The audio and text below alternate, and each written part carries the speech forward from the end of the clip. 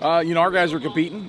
Spav's got those guys, improving every day. And as you can tell, as the roster has been assembled, they've gotten some improved players at that wide receiver position. And then the quarterbacks having a great competition, and I think everybody's elevating their game, and that's causing us. We have to come out here and every play is vital. Every play is precious, and we have to value all these opportunities we're getting to play. There's a little bit of chippiness in the one-on-ones early in practice. And it looks like the defensive backs are covering especially aggressively during a lot of camps. Where do you draw the line with having guys play aggressively versus plays that would likely be called penalties?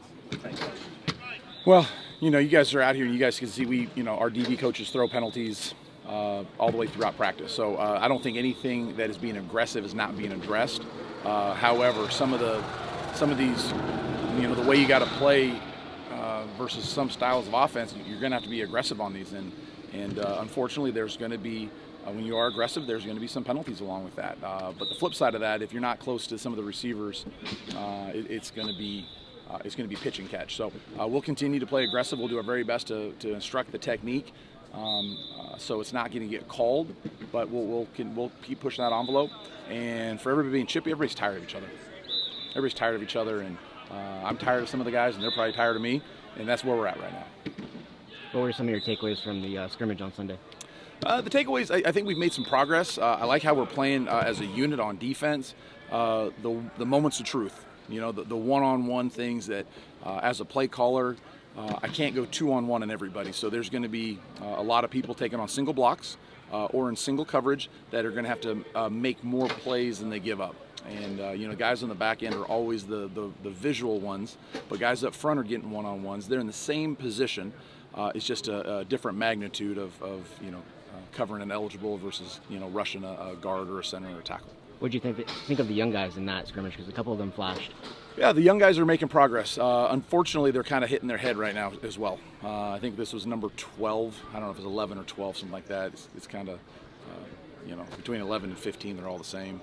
But there's progress early. They're kind of fresh, and now we're getting layers on layers on layers on layers of concepts that the offense has given us. Layers defensively, multiple personnel groupings. So what we got to do with those young guys is keep pushing them through. And after we get done with this heavy install, it will slow down a little bit. We'll clean some things up, and we'll minimize a little bit as we go into prep week. And I think they'll start to see a little clearer vision than what they see right now.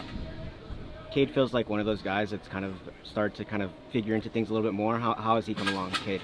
Cade is a very talented athlete. You guys, you can see him burst. He's got strength, and the most important thing I think is he has a nose for the ball.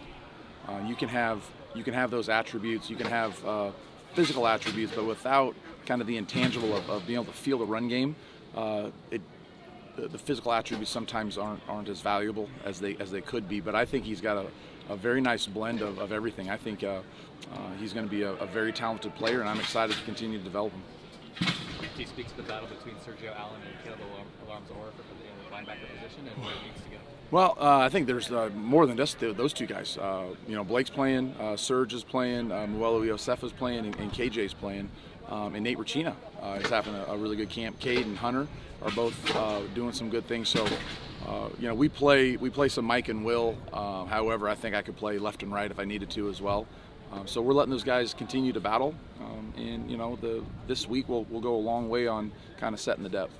And how much of a test is it to go for these DBs to go up against these wide receivers? There's just a ton of depth across the board, and so much test and so much situational awareness that has to go right for the defensive back.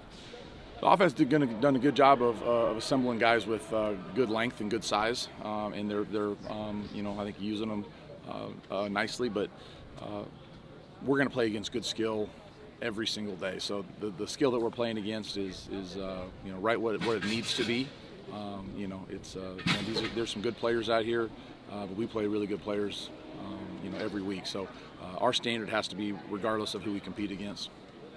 What are you seeing out of the offensive line?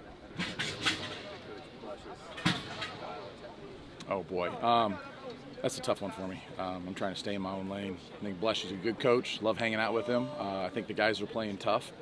I know they're staying attached to blocks, and I can see an attitude, I think, starting to permeate through that group. So that's a good thing. Had some awfully good defenses here in the past in Cal. Is this group at that level? What's your assessment so far?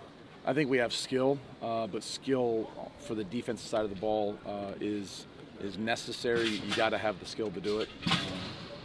Guys that are slow and don't have ball skills can't cover very well. But I think it's going to be, how do we come together? How do we fight, on critical downs?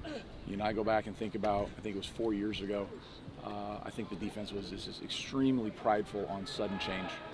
And that was a group of guys that kind of shared some of the same mental outlook on defense. They were resilient, they were tough, they were intrinsically motivated, and they were without things from outside the realm of what they could control in a game didn't impact them. Is that hard to establish with so many new guys? I think it's hard to establish with old guys, new guys, any guys. I think we all can be affected by things that have no business affecting us, and that's where you have to be able to focus, control the things you can control, which you hear all the time, but it's lip service until you can really feel it, because this game is so flippin' emotional. It's so emotional, and to be able to say that, control what I can control, and not have it affect you, it takes a mature, resilient, gritty person. What's your assessment of the pass rush? Are you able to really get a sense of it with these kind of practices? Yeah, I think we can get it. I mean, it's I think we got some guys that have some edge tools. Kind of got some different shapes and sizes. From the Xaviers to David to Miles, and then the interior guys. From Stan and Rick to Derek and those guys. They're all kind of packaged a little bit different in terms of their stature, but in the past we've been a kind of a group rush operation. We haven't. Cam Good was a very nice college rusher, but other than that, we've been a by committee group. Any more priority in that this spring or this fall? I think there's always a priority. However, if you kind of look at some of styles of play, just because the ball was thrown doesn't mean you got to drop back pass. You get to the throw game, on some of the first, second, third downs in the go zone through the run game. It's very hard to rush the quarterback when you're getting base blocked. With the offense doing more of an up-tempo, does that put more snaps in the game? Does that make more depth more important? I think we've always been searching for that depth, especially in that the outside linebackers to the interior guys. I think you're always trying to find that. In years past, we've been extremely thin in that position, so the depth just wasn't there. I think right now, as we project to stay healthy, I think we have a more opportunity to divvy up some of those reps, and if we do get the opportunity to play more, and we've done a good job of dividing those reps, I think we'll have a better product and better stamina in the fourth quarter or however long it takes. No. Kelvin and Wilkins came in together and kind of had some situations with some injuries. How have they been this fall? Are they still battling injuries? Have they been able to get past that? Both of them, we're really excited about when we brought them in here, and like a lot of guys, they endure some challenges. I think they both worked their tail off to get back on the field where they're at. He is still getting back to what I think he feels good about, what he can do on the field. Derek, I think, has done some really good things. I've liked him in the inside, interior part. He's doing some good stuff, and block recognition and being disruptive. So I think they're both kind of making their way back from those setbacks. You guys have been pretty opportunistic when it comes to creating turnovers during spring and in camp. Where does that rank on the list of priorities for you going into the season? It's going to be huge in terms of how we play. However, it's our execution and our effort to the ball is paramount. Those are the things that we're talking about, the execution and the focus and the effort. Those are things, in my experience, playing, coaching, the takeaways are a byproduct of how you execute and how you run to the ball.